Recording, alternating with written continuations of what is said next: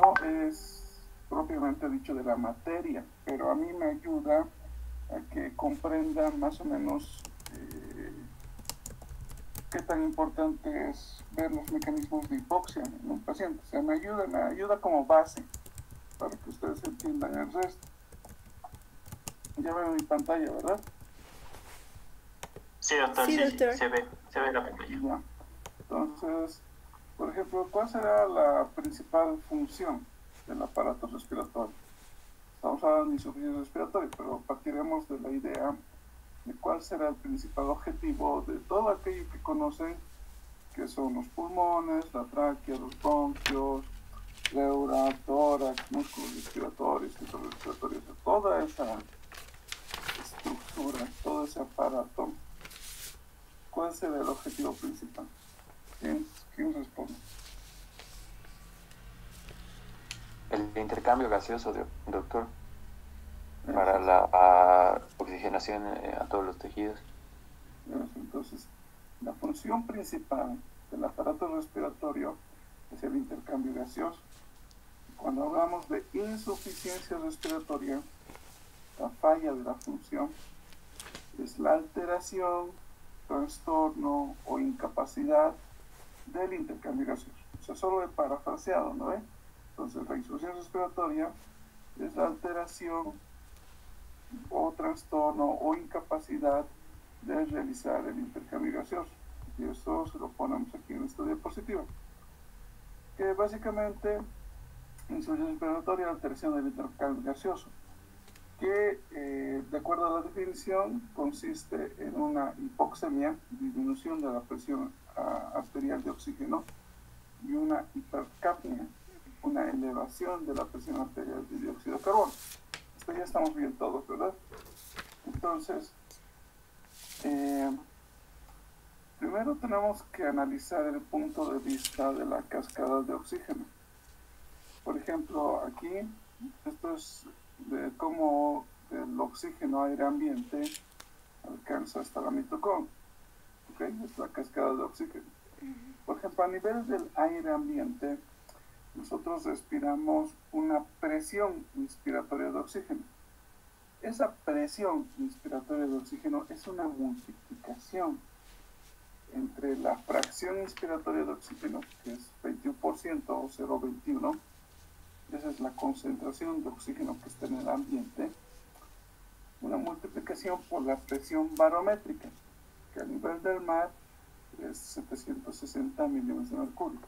Esta multiplicación da como resultado que la presión inspiratoria de oxígeno oscile aproximadamente 159 milímetros de mercurio. ¿Ya? Pues aquí más o menos arriba de 150. Eso está en el aire ambiente.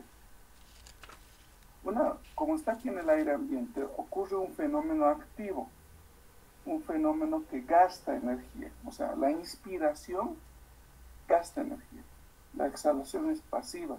Entonces, cuando uno inspira, jala ese oxígeno aire ambiente. Lo que está aquí tiene que llegar a la unidad alveolar capilar.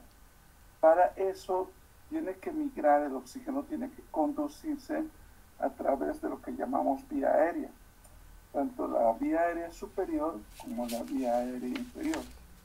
¿Ya? Ese sistema de conducción está esquematizado en lo que es la cascada de oxígeno. O sea, aquí estaba el oxígeno aire ambiente. Y esta vertical es todo el sistema de conducción. O sea, la vía aérea superior, vía aérea inferior, hasta que llega al alveolo. Cuando llega el oxígeno al alveolo, fisiológicamente le decimos presión alveolar de oxígeno, no una A grande, presión alveolar de oxígeno. Y una vez, para que pase a los capilares pulmonares, para que haya la presión arterial de oxígeno, ocurre el intercambio gaseoso en la unidad alveolo-capilar que representa esta incisura, esta cisura. ¿Okay? Una vez que ya está la presión arterial de oxígeno, este tiene que ser transportado a los tejidos. Esta nueva vertical representa dos temas. Un tema es el sistema cardiovascular, el corazón, la presión arterial, la macrocirculación, circulación menor, mayor, como la microcirculación. Ese es un tema, o es un gran tema, ¿no? Y aparte aquí también está el tema del transporte de oxígeno. Y finalmente llega a los tejidos. De los tejidos hay una cierta migración por la parte del líquido intersticial, atraviesa la membrana celular y llega a la mitocondria. Aproximadamente dice que llega a las mitocondrias con una presión de 5 a 8 milímetros de mercurio. Más o menos de lo que estábamos arriba de 150 de presión inspiratoria, más o menos a nivel de todas las organelas de las mitocondrias, llega con una presión de 5 a 8 milímetros de mercurio. Y ahí se hace el ciclo de Krebs, la obtención de ATPs y la vida. Somos organismos principalmente aerobios, somos organismos que generan ATP y gracias a Dios con eso sobrevivimos. Si se priva el oxígeno, si hay alguna, o sea, de todas estas partes que hemos intentado explicar, resumir, si hay alguna alteración, entonces no llega suficiente oxígeno a la mitocondria, hay hipoxia en los tejidos. Cualquiera de estos niveles, cualquiera de estos horizontales o verticales. Ok, hasta ahí estamos bien. ¿Alguna pregunta? No, está todo entendido hasta ahora. Ahora la pregunta es, ¿qué datos nos arroja la gasometría? Porque recuerden que estamos diciendo que la alteración del intercambio gaseoso y insuficiencia respiratoria conlleva una disminución de la PaO2 y una elevación de la PaCO2. Entonces tenemos que hablar en este punto de gasometría. ¿Cuáles son los parámetros gasométricos, compañeros? Tenemos nombres. Diana Soria. Parámetros gasométricos.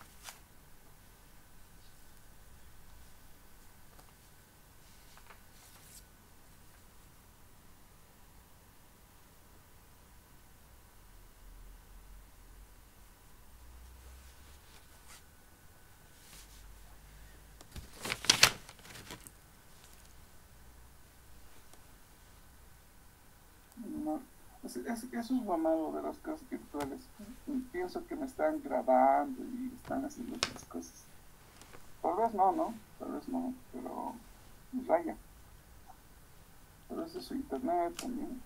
A ver, Solisa, Noca, parámetros gasométricos.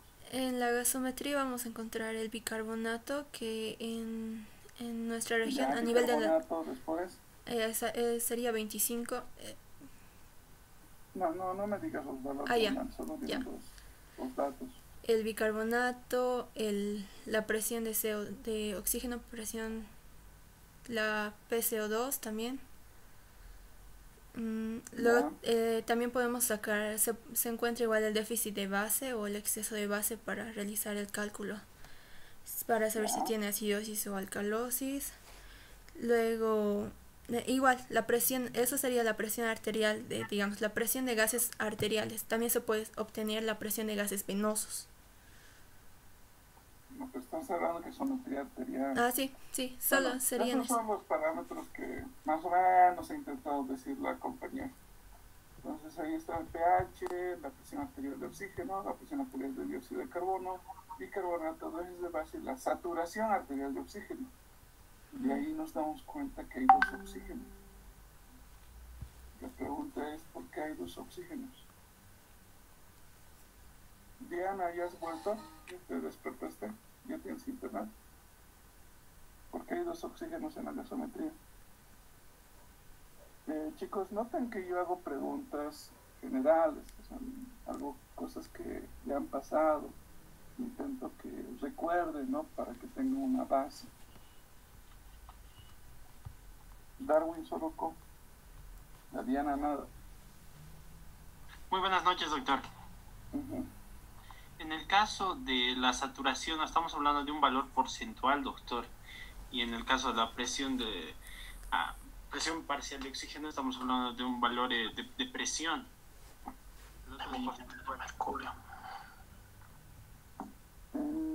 bueno, esa no es la respuesta.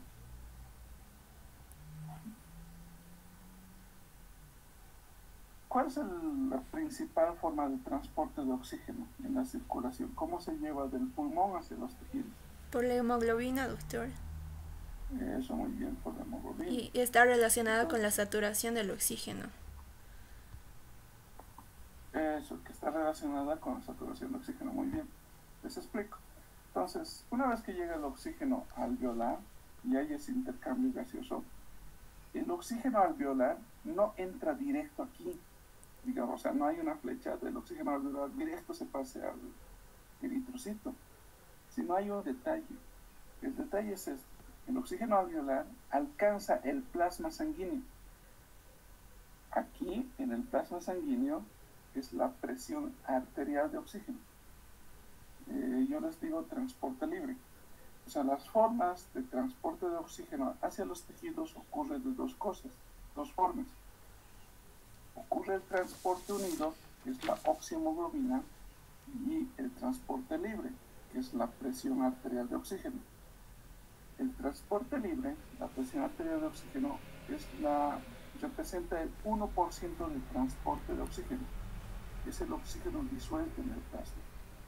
Entonces, este oxígeno disuelto representa el 1% de transporte, pero fisiológicamente es importante porque esta presión arterial de oxígeno hace la diferencia con la hemoglobina que está viniendo desaturada, ¿no?, de los tejidos.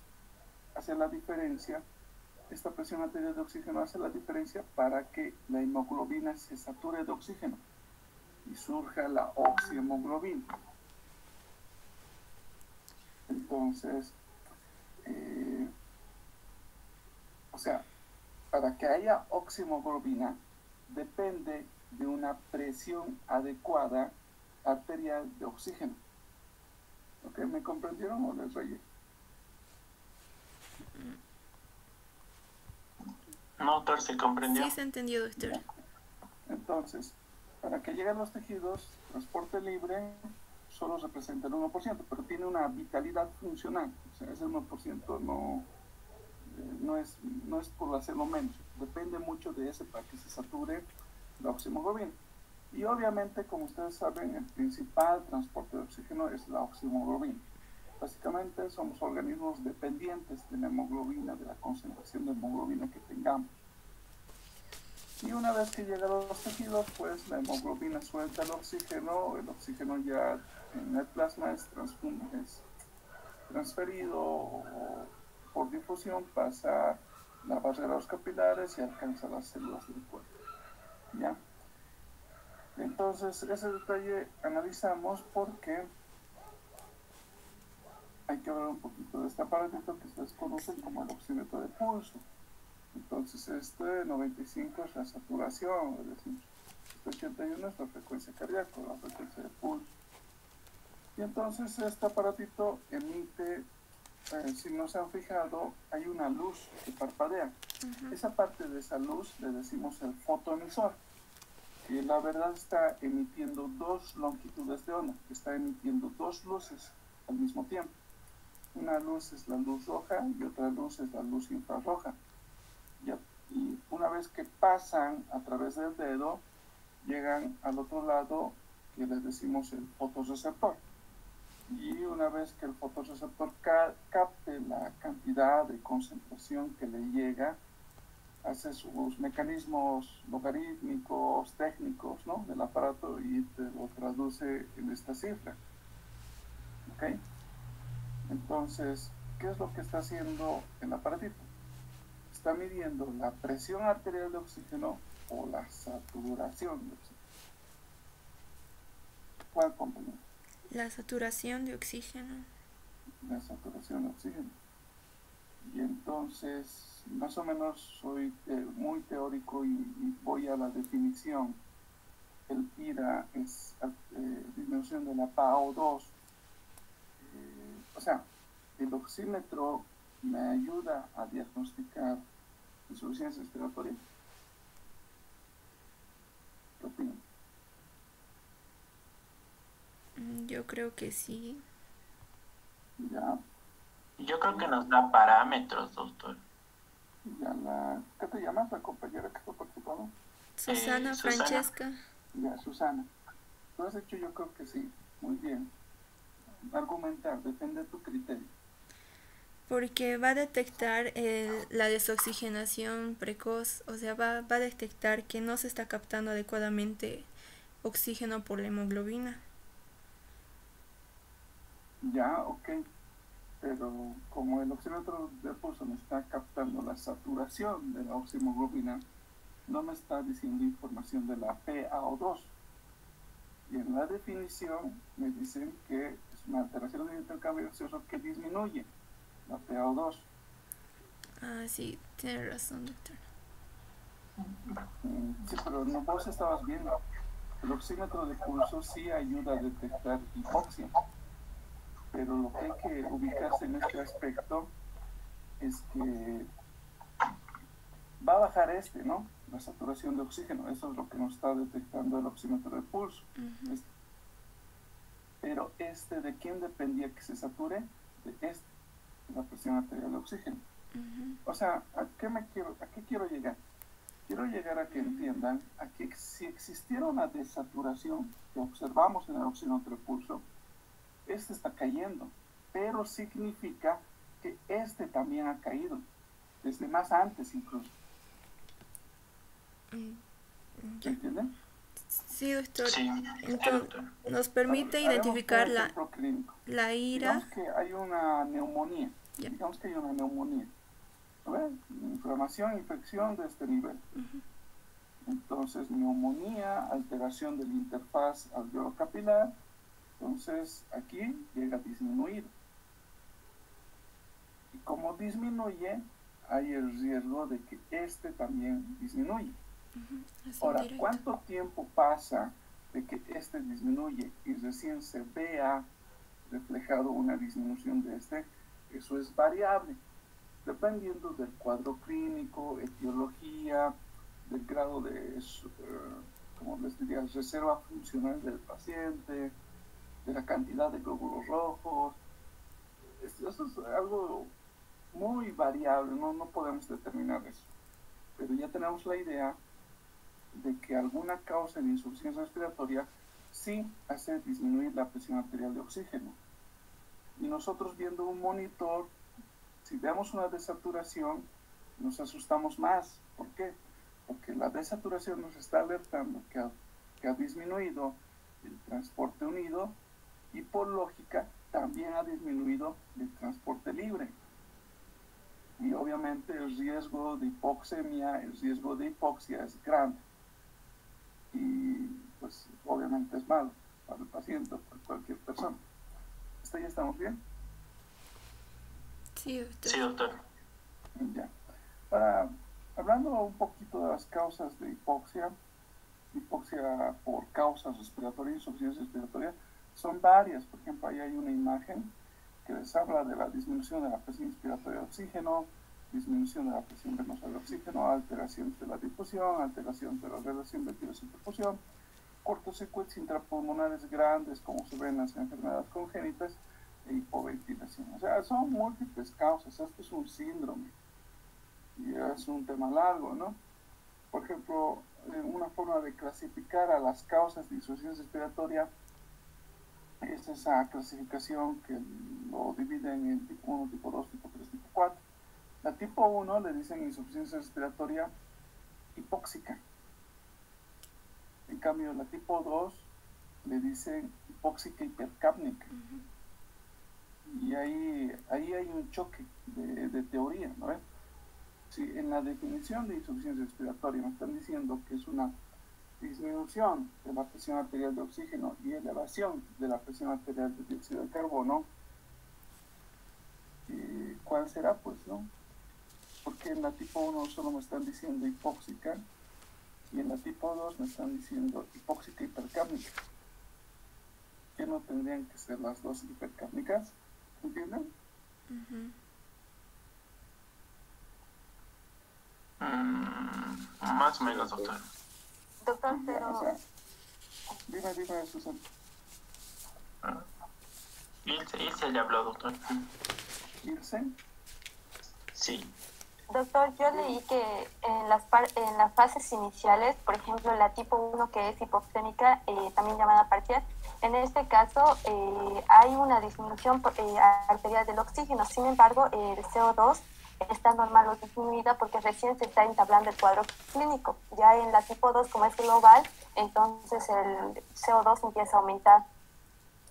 Ya, muy bien. Sí, lo que has leído es adecuado.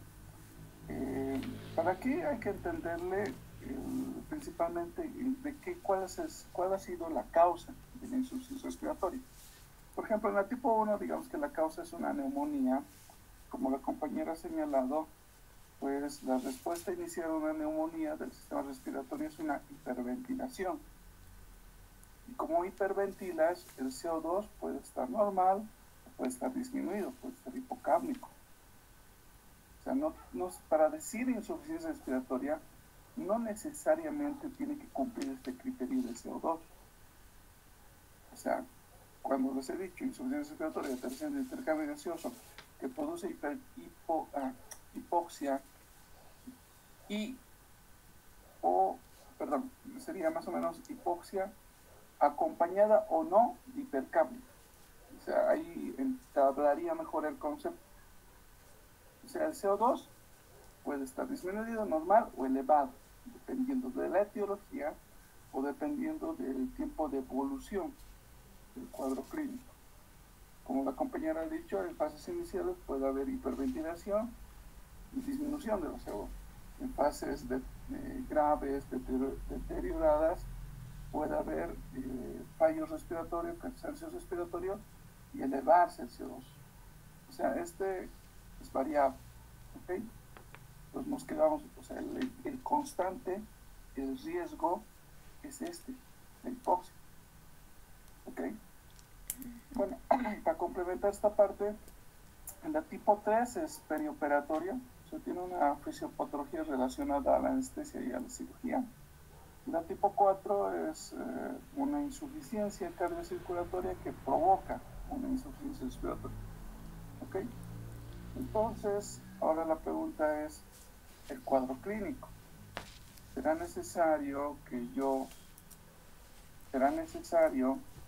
que siempre tome una gasometría para decir que sí está en insuficiencia respiratoria? La respuesta es no. Porque uno se tiene que dar cuenta clínicamente que el paciente tiene dificultad respiratoria, aumento de esfuerzo respiratorio, etc. Y para que me entiendan este punto, vamos a hacer un pequeño pensamiento lógico. Allí lo que ha notado es el sistema cardiovascular.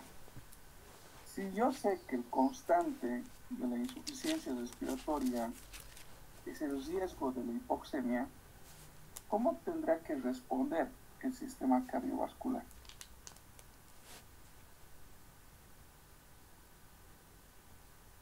Compañeros. Va a haber... Aumentando el gasto cardíaco. A ver, Ariel Soria.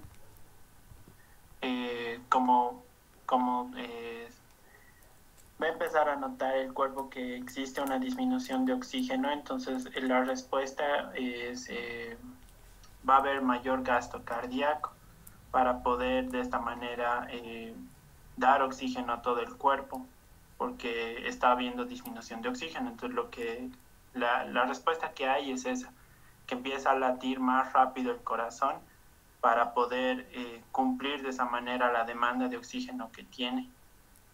Ya, muy bien. Muy bien, muy bien ha señalado lo importante. Entonces, cuando hay riesgo de hipoxia, el sistema cardiovascular intenta compensar. Por ejemplo, el corazón, su objetivo principal del corazón es emitir un gasto cardíaco de acuerdo a las necesidades metabólicas del organismo. A mayor necesidad metabólica, mayor gasto cardíaco. A menor necesidad metabólica, menor gasto cardíaco. O sea, por fisiología lo entiendo. Pero entonces aquí el lío es que hay hipoxia. Y el corazón lo que va a hacer es aumentar su gasto cardíaco. El ejemplo claro o clínicamente claro es que aumenta la frecuencia cardíaca. Y eso llamamos taquicardia. Pero aparte de eso puede pues, hacer, digamos, inotropismo positivo, aumentar la fuerza de contracción, inotropismo positivo, aumentar la poscarga, aumentar la precarga, etcétera, etcétera. O sea, el gasto cardíaco depende por lo menos de 5 variables más. Y puede alterar esas variables para aumentar el gasto cardíaco y compensar. Y clínicamente yo puedo ver un paciente que está con taquicardia, con sensación de palpitaciones. Y como ha aumentado el gasto cardíaco, ¿cómo estará la presión arterial? Aumentada también, doctor, por la ley de Ohm. Entonces, si aumenta el gasto cardíaco, habría la posibilidad de que la presión arterial esté aumentada. Entonces tendría un paciente con taquicardia, con sensación de palpitaciones, con hipertensión arterial. Esto es lo que ahorita hemos hecho, es un pensamiento lógico. Vamos a ver el cuadro clínico en esta tabla. Estos son los síntomas cardiovasculares de la hipoxia. Y miren acá, dice taquicardia, bradicardia, arritmias cardíacas, hipertensión arterial, hipertensión pulmonar, disnea, taquipnea, no digamos, hipotensión arterial. Y aquí llama la atención, si lo lógico es pensar que haga taquicardia, porque ahí me está diciendo bradicardia. Y lo mismo con la presión arterial. Y lo lógico es pensar la posibilidad de hipertensión arterial, porque me está diciendo que puede haber hipotensión arterial. ¿Qué creen, compañeros?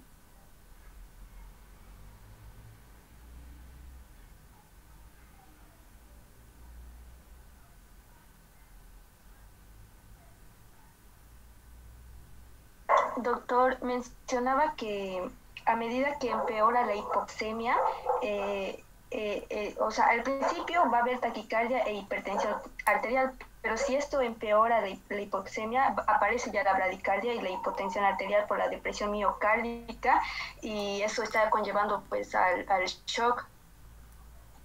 Muy bien, la compañera ha resuelto el misterio de esta noche. Siempre que he leído. Entonces, lo que he dicho es lo correcto.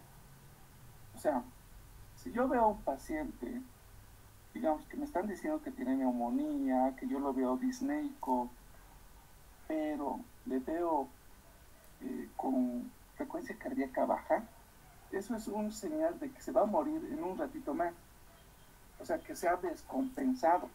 Porque el corazón lo que tenía que hacer es latir más rápido para compensar la hipoxia.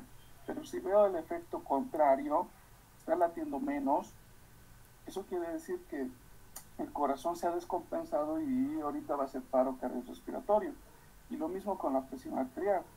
Si veo un paciente que está con disnea, digamos neumonía, y está hipotenso, eso quiere decir que se está descompensando el sistema cardiovascular y falta horas para que se muera.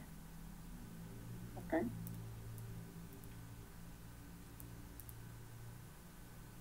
¿Han comprendido o no se puede? Sí, doctor, hemos entendido. Ya. Entonces, en resumen, si ven taquicardia, malo. Malo porque ya nos está hablando de un intento de compensación. Y si ven bradicardia, es muy malo. Ok, sistema respiratorio. ¿Qué tendría que hacer el sistema respiratorio con la hipoxemia?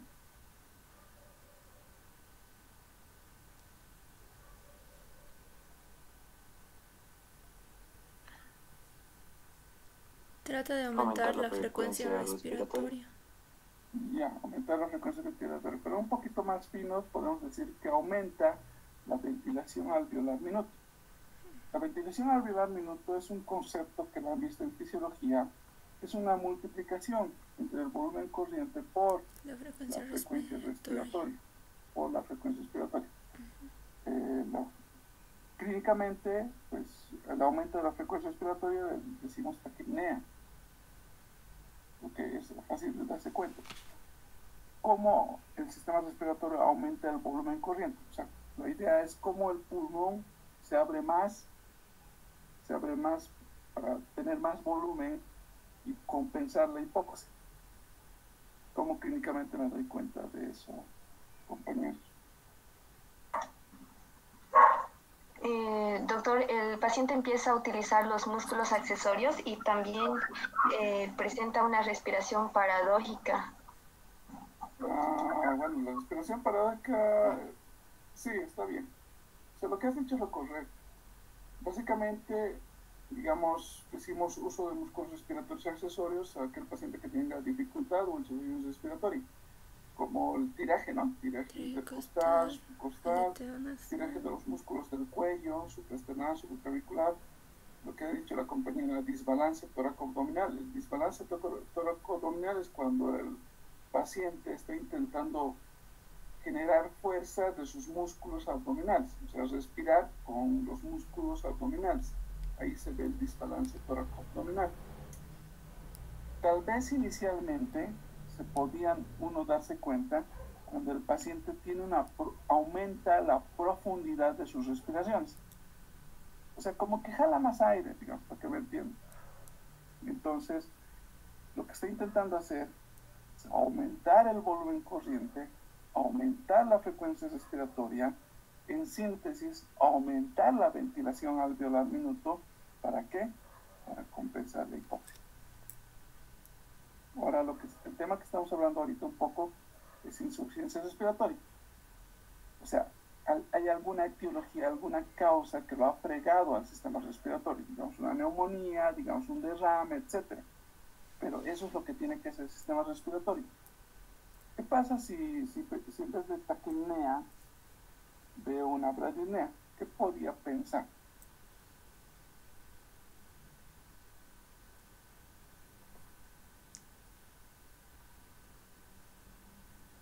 Carlos, ¿qué opinas?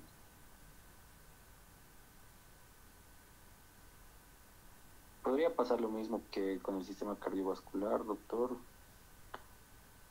Ya, podría pasar lo mismo. Más argumentos. No tengo las ideas muy claras, doctor. Pero claro, has dicho lo mismo. Es que es lo mismo. Sí, ya que no podría estar entrando en un estado de descompensación el paciente.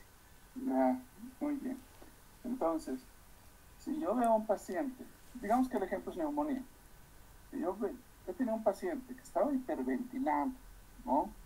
Y yo le he escuchado sonidos raros en el pulmón, roncos, estertor, no, flemas. He escuchado sonidos raros. Y al cabo de su evolución veo que se está cansando, veo que disminuye su frecuencia respiratoria y le sigo escuchando los pulmones los mismos sonidos raros, o sea, nada de mejora. Eso quiere decir que hay alto riesgo de fallo respiratorio. O sea que va a ser paro respiratorio y se va a morir. Cansancio respiratorio. ¿Ok? ¿Entienden la idea de compensación, descompensación? Sí, doctor. Ya. Ahora, ¿qué pasa con el sistema nervioso central? O sea, con el cerebro. Recuerden que es un órgano altamente aerobio. No tiene mecanismos de soportar la hipoxia. Es un órgano que depende de oxígeno y depende de glucosa. O sea, necesita una provisión constante de oxígeno y de glucosa. Y aquí el problema es la hipoxia, la hipoxemia. ¿Qué manifestaciones clínicas hablar con relación a la hipoxia? Pues vamos al cuadrito y nos dice cambios en el juicio y personalidad, cefalea, confusión, estupor, coma, mareos, insomnio, inquietud, confusiones. Entonces, si notan, hay una variabilidad de síntomas posibles. Esta variabilidad la podemos resumir en que las manifestaciones clínicas de hipoxia en el cerebro varían desde signos síntomas de excitabilidad a signos síntomas de depresión o inhibición. Por ejemplo, signos síntomas de excitabilidad, pues que el paciente está inquieto, que el paciente está ansioso, desesperado, tal vez convulsiona. Signos síntomas de depresión o inhibición, somnolencia, confusión, estupor, coma. O sea, lo que les quiero hacer captar en este momento, Si hay hipoxia ya en el cerebro, hay manifestación clínica. Y cualquier manifestación clínica es muy mala. Si queremos hacer diferencia entre signos, síntomas de excitabilidad o depresión, el que obviamente es más peor son los signos, síntomas de depresión. Esto les digo porque hay que considerar si un paciente está inquieto, está ansioso, como tal vez alguna vez han visto, un paciente que se está queriendo quitar las vías, que se está queriendo quitar el oxígeno, que se está queriendo parar, que se está queriendo sentar, que se está queriendo pelear, es posible que una causa sea la hipoxia en el cerebro. Y entonces, pues, la situación es grave. Y si ese paciente, pues, ya no está respondiendo, somnolencia, letargo, como que está durmiéndose mucho, es algo muy grave, que la hipoxia está gravísima en el cerebro. ¿Ok? ¿Entienden? ¿Alguna pregunta?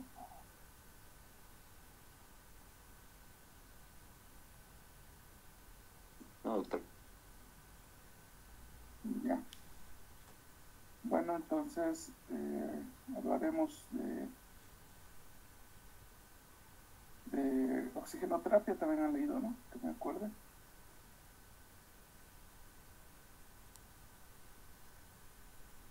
Chicos.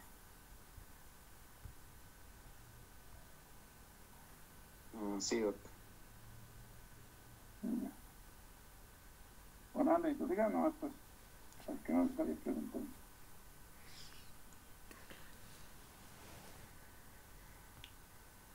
Bueno, en esta rotación yo, sin querer queriendo, di la teórica de manejo de vía aérea. Entonces no les voy a volver a dar a ustedes.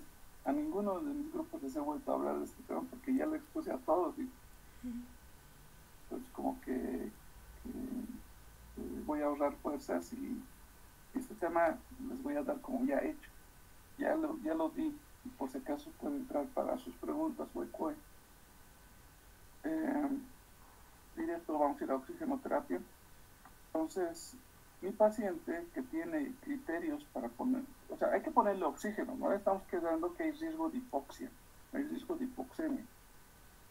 ¿Cómo lucho con esa hipoxia? Pues el elemento primario, la medicina básica es ponerle oxígeno. Y aquí surge la pregunta, ¿cómo ponemos oxígeno? Para eso un poquito tenemos que indagar qué dispositivos de oxígeno tenemos. Uno es este, ¿no? Que lo conocen, que es la bigotera, la cánula de oxígeno, las narinas, las gafas nasales, todos son el mismo nombre para esa misma cosa. Ahora, lo que estamos haciendo aquí, con darle oxígeno a un paciente, le estamos elevando la presión inspiratoria de oxígeno, le estamos aumentando la fracción inspiratoria de oxígeno. Entonces es como una secuencia, ¿no? Le elevo la fracción inspiratoria de oxígeno, le aumento la presión inspiratoria de oxígeno, le aumento la presión alveolar de oxígeno, le aumento la presión arterial de oxígeno, le aumento la saturación de la oxihemoglobina y así luchamos con la hipoxia, con la hipoxemia. Entonces, ¿cómo va este aparatito?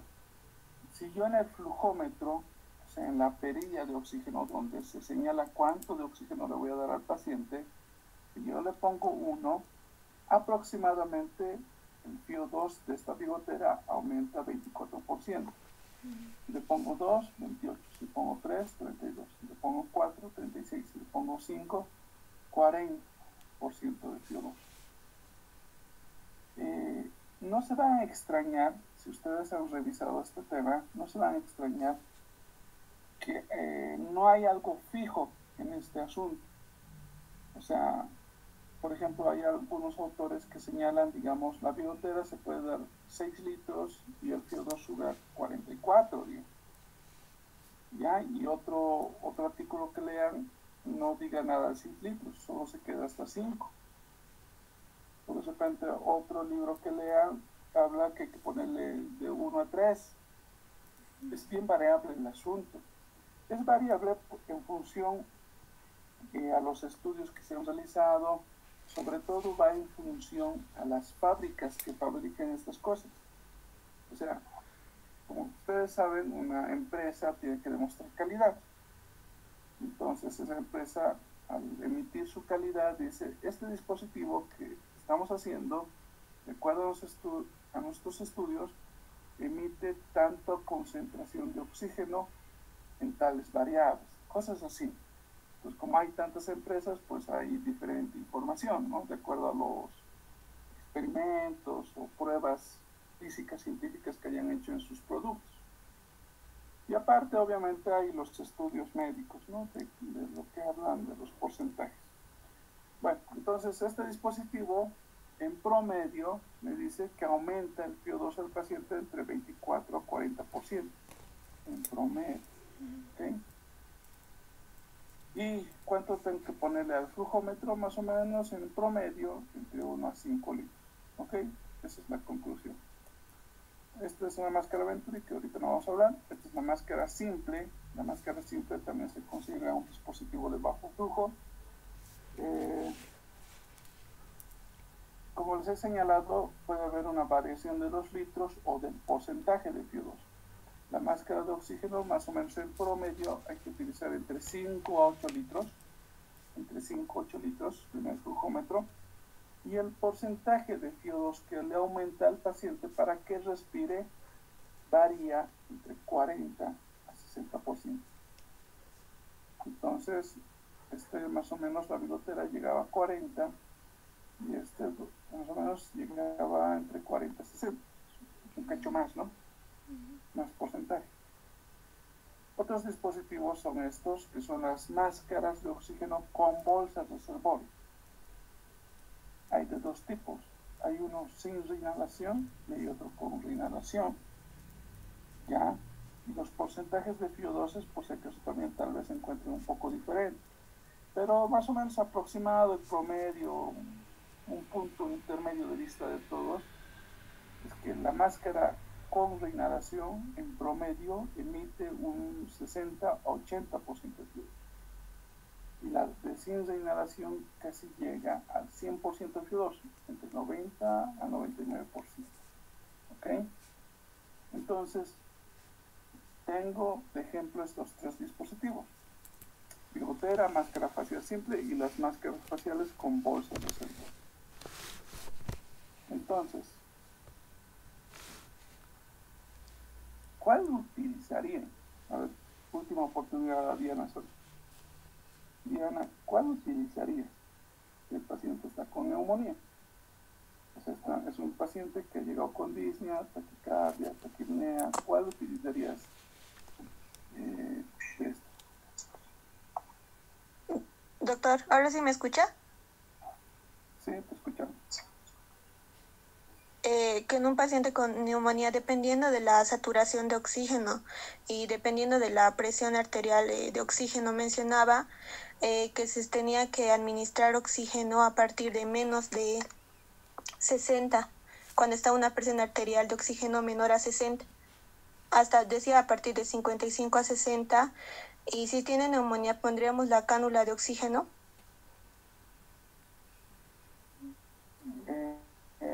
¿Me puedes volver a explicar? O sea, has dicho datos interesantes, pero intenta un poquito explicar mejor.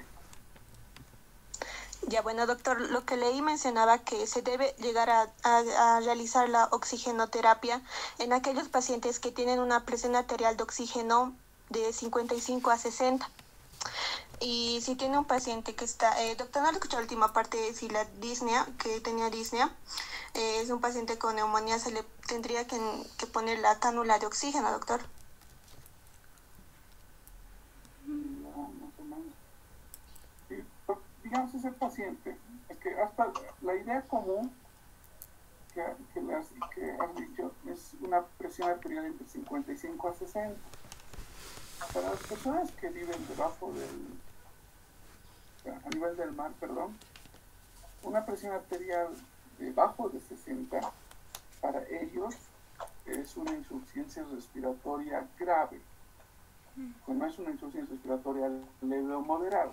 Para ellos debajo de 60 el asunto es grave, ¿ok? Eso es un detalle de lo que has leído. ¿Cuáles son los criterios para poner oxígeno? Esos criterios son amplios, amplios. Ya, todo paciente que esté con disnea, digamos, un criterio, no todo paciente que esté con disnea, pero esa disnea puede ser por causa respiratoria, puede ser por causa cardiovascular o incluso puede ser por causa anémica, esa disnea. Entonces, como ven, el criterio es amplio. O digamos, por ejemplo, si mi paciente está convulsionando porque tiene síndrome epiléptico, ¿por qué le ponemos oxígeno si el problema es neurológico, ¿no? Es un foco epiléptico en su cerebro? ¿Por qué le estoy poniendo oxígeno? O sea, como ven, se tiene su explicación, obviamente, pero, o sea, usar oxígeno es amplio, se utiliza en muchas cosas. Yendo al punto de cuál de estos dispositivos colocarle, la compañera ha señalado de que hay que ponerle bigotera. Sí. ¿Estará bien? ¿Estará mal? Si le estoy poniendo bigotera, ¿cuánto de FIO2 estoy aproximadamente dando? ¿Cuánto estoy señalando ahí? De 20 al 40. De 20 De a 24 a 40. 40. 440. Y entonces surge la pregunta, estoy dando estos FIO2, pero ¿por qué no estos? ¿Por qué no estos otros? ¿Por qué siempre con bigotera?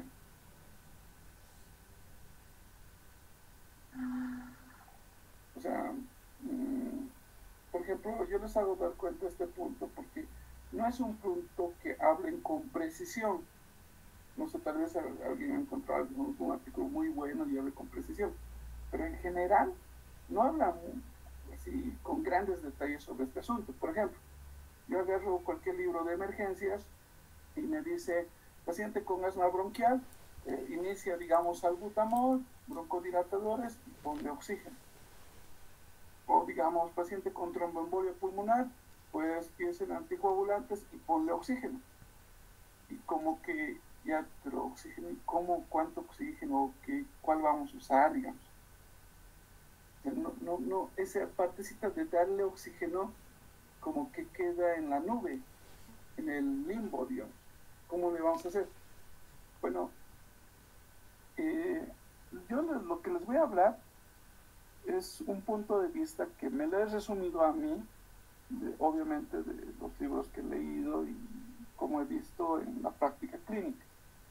Y obviamente intentando hacer un término medio en lo que dice la teoría y lo que pasa en la práctica. Bueno, la idea es esta. Son dos dichos, o sea, dos pensamientos. Un pensamiento habla de que el oxígeno hay que utilizarlo en dosis respuesta. ¿Cómo ha llegado a esa idea de dosis respuesta? El oxígeno es un medicamento. Hay que partir de esa idea. Es un medicamento. Entonces, si es un medicamento, tiene indicaciones. Eso ya hemos comentado que esas indicaciones son muy amplias. Se utiliza para muchas cosas. Como es medicamento, tiene dosis. Estas son sus dosis con los diferentes dispositivos. Y también tiene riesgos o reacciones adversas. Como es medicamento, tiene reacciones adversas. ¿Cuáles son esas reacciones adversas? Se engloban en el término de toxicidad de oxígeno. Ustedes lean toxicidad de oxígeno y se empiezan a mirar artículos o referencias bibliográficas, hablan de hartas cosas de toxicidad de oxígeno. Por ejemplo, se habla de toxicidad de oxígeno cuando una persona ha recibido FIO2, o sea, toxicidad de oxígeno, para que me entiendan, pues cuando una persona ha respirado FIO2 arriba del 60%, FIO2 arriba del 60% por más de 48 horas. ¿Sí? Esto es ¿cómo les digo? El criterio común de cuando hay mayor posibilidad de que haya toxicidad de oxígeno. Por ejemplo, ¿qué son los radicales libres? Carlos, ¿qué son los radicales libres? Son los productos finales del metabolismo del oxígeno, doctor, de la respiración celular. Más o menos. Más o menos. Son elementos inestables, los radicales libres. Si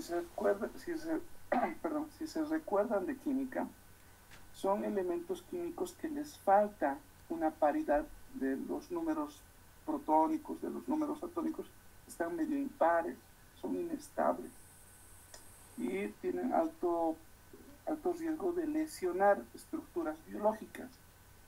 Por ejemplo, en el tema de inflamación, les hablan de formación de radicales libres como un método de destrucción para bacterias, virus, parásitos. ¿Ok? Y obviamente en nuestro organismo también hay el balance con los antirradicales. ¿Ya? Bueno, pero a lo que quiero llegar con esta idea, que si una persona respira mucho oxígeno, una alta concentración por mucho tiempo, no es algo bueno. No es algo bueno porque puede aumentarse esos fenómenos de toxicidad de oxígeno. Otro ejemplo, para que tal vez entendamos un poco mejor, es el riesgo de atelectasias pulmonares. O sea, dice, si un paciente ha respirado VO2 arriba del 60% por más de 48 horas, aumenta la posibilidad de atelectasias pulmonares, ya sean microatelectasias como macroatelectasias. Y eso es malo, ¿no? Entonces, si yo, digamos, tengo una tomografía y veo que hay macroatelectasias y el problema es neumonía, ¿cómo sé que esas macroatelectasias han sido culpa de la neumonía, de la reacción inflamatoria infecciosa, o han sido culpa de que le estoy dando oxígeno? ¿Entienden esa idea? ¿Sí, no?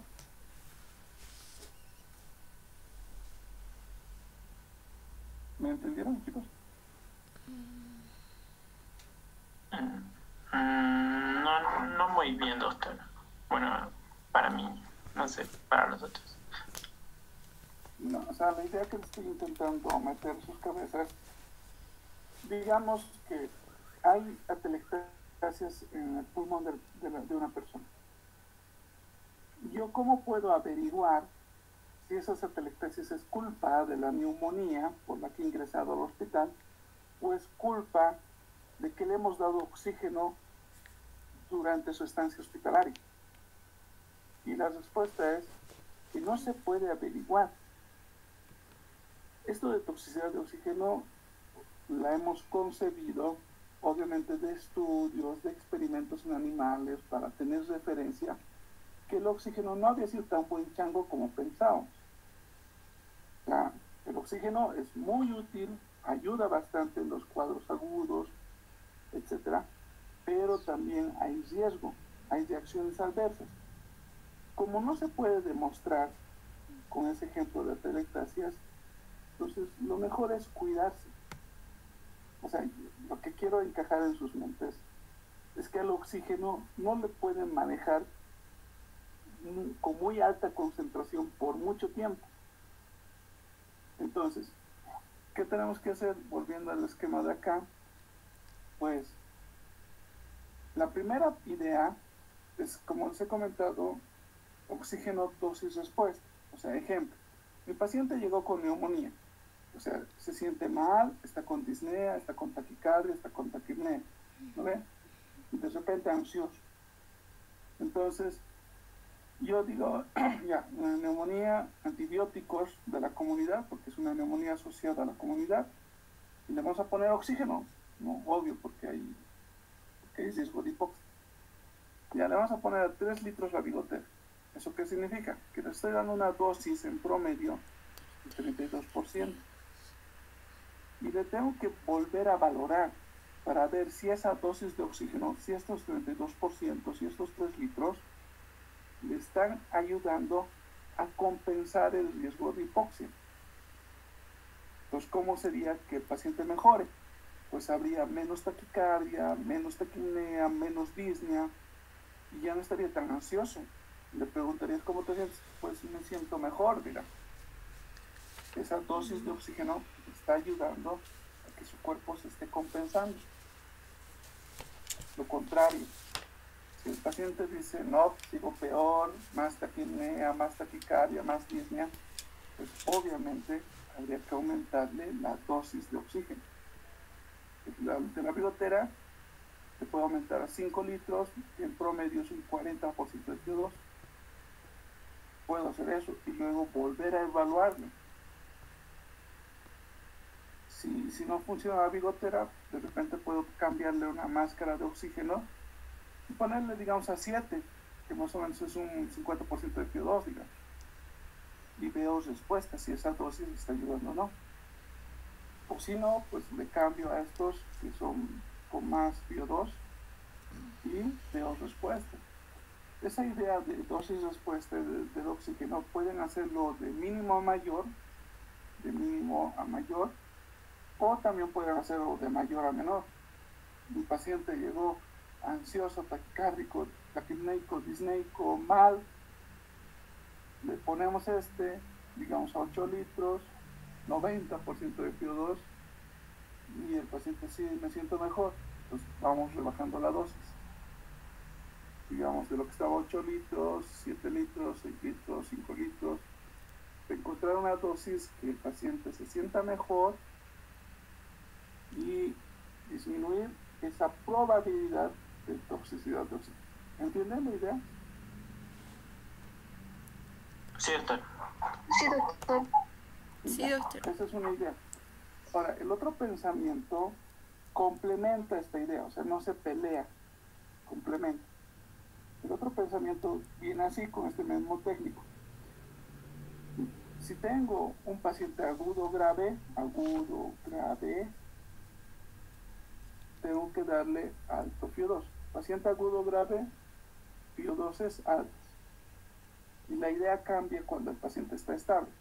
Paciente agudo grave, alto FIO2. Paciente crónico estable, el menor FIO2. Les vuelvo a repetir. Paciente agudo grave, alto FIO2. Paciente crónico estable, el menor FIO2. Pues eso también les hace recuerdo que cuando el paciente está estable, ya no le damos altos flujos o altas concentraciones de oxígeno, sino buscamos disminuirle para intentar evitar este riesgo, que como les he dicho, clínicamente es imposible saber qué está pasando esto. Esto lo sabemos gracias a los experimentos. Y obviamente también le estoy dando una dosis de oxígeno para que compense ese problema respiratorio que tiene. ¿Ok? ¿Hasta ahí estamos bien? Sí, doctor. ¿Alguna pregunta? Bueno, con esas ideas, me imagino que ya tienen idea de lo que hemos querido llegar. ¿Tienen otra pregunta? Algo que hayan leído y no hayan entendido, los haya confundido. Doctor, una pregunta. Bien. En relación a la FIO2, ¿nosotros podemos realizar un cálculo después de haber administrado la oxigenoterapia para ver si hay una buena respuesta del paciente? ¿Cómo un cálculo? Eso no te estoy entendiendo. Es que he encontrado una fórmula, un cálculo de la FIO2 después para saber si el paciente ha mejorado o no. ¿Puedes compartir de dónde has sacado? ¿Puedes hacer un PDF? ¿Puedes compartir tu pantalla con esa información? No, doctor, está en mis resúmenes. No estoy con PDF, nada, estoy con mi celular. O sea, ahorita estás en la videoconferencia con tu celular. Sí. Ya, pero del celular igual se puede compartir pantalla. A ver. Por aquí estás presentando, dice, haces clic y aquí te abre la opción de compartir pantalla, compartir una ventana y comparto. No sé si es posible para que yo mire lo que has leído y un poquito más oriente la situación. Es que, doctor, es una fórmula, es de la FiO2 por litros por ¿Ya? 4 y más el 20%, y de acuerdo a eso se puede saber si ha mejorado la FiO2 del paciente anterior y post la oxigenoterapia. Tendría que ver de dónde sacar. Yo personalmente nunca he visto esa fórmula. Pero bueno, eso, o sea, ¿cómo te explico?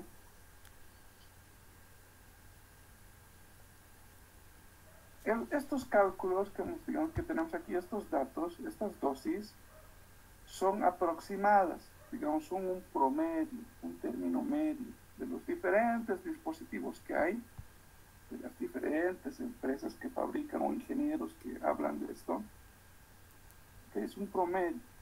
O sea, con esto no hay que hacerse mucha bola, ¿ok? Hay que tener una idea referencial de cuánto estamos subiendo.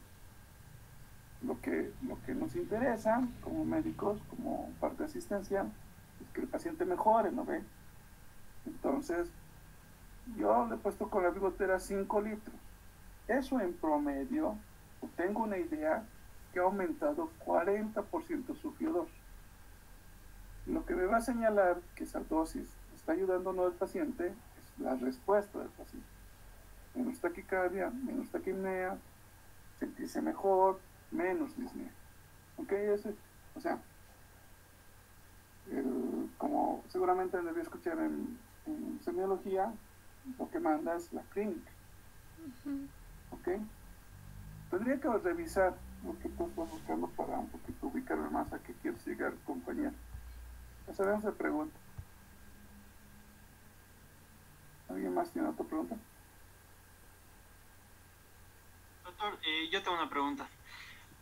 Para evaluar la dosis respuesta después de que podamos administrar oxígeno, el primer pilar sí es la clínica y posteriormente tendríamos que evaluar con una gasometría sí o sí. No, no necesariamente. Las gasometrías, digamos, están, ¿cómo te diría? Se utilizan cuando el paciente está en insuficiencia respiratoria severa. ¿Ok? O sea, digamos, el paciente está muy mal clínicamente y para irle a charlar el intensivista que le meta al ventilador mecánico, pues sacarle gasometría y miren, la presión arterial de oxígeno está a 30. Entonces, fija que lo meten a terapia intensiva, ¿no? O sea, eso de la gasometría aumenta el argumento nomás, aumenta tu defensa de hablar sobre el paciente. No es necesario, digamos, para demostrar o para decir que este paciente tiene insuficiencia respiratoria. ¿Entiendes? Estamos hablando de primer nivel de atención, ¿no? Como médicos de urgencias estamos hablando. No estamos entrando a detalles muy finos, digamos, como en terapia intensiva. Manejan otros parámetros. ¿Ok? Perfecto, muchas gracias. Ya. ¿Otra pregunta?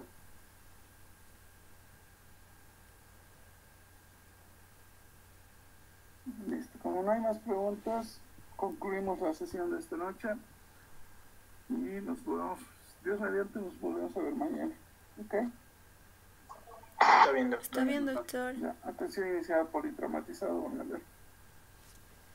Ah, ya. Está bien, doctor. Ya, doctor. Listo. Hasta luego, compañero. Hasta luego. Hasta luego, doctor.